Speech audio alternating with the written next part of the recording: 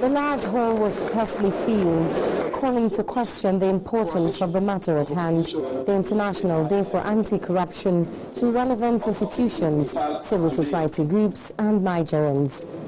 Tagged the simple most destructive price paid by millions of citizens world over, especially the poor, corruption has become a great source of worry in Nigeria, causing anti-graft bodies to profile solutions.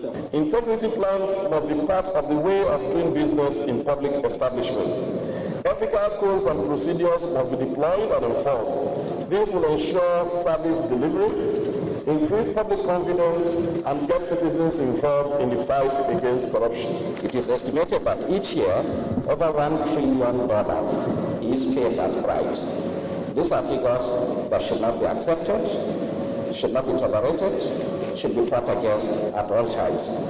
Now, according to the UNDP, funds lost to corruption are estimated at about 10 times the amount of official development assistance that donor agencies give out. Nigeria ranks 136 out of 174 in the Transparency International's recent corruption survey, an improvement from the 144th position in 2013. The chairman of the Human Rights Commission says Nigeria cannot depend on foreign interpretation of a local problem, which can only be tackled by setting examples from the top. Discipline for infractions needs to be upped. There have to be consequences for bad behavior. And particularly, it's not just in the bureaucracies, but also at the highest political levels. And I still insist that when a minister presides over a job hiring process in which Nigerian children die, the minister should go. Because when the minister doesn't go, people, you do what? You reinforce the impression, and I'm going to go on record on this, you reinforce the impression that anything goes, that there are no consequences for failure.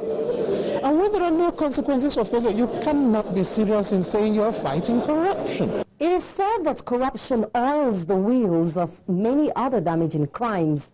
And to dismantle the high walls of corruption in Nigeria, these key players say institutions and the law must be supreme and apply to the high and the mighty alike and at all times. Omelogo, Nadi Channels Television News.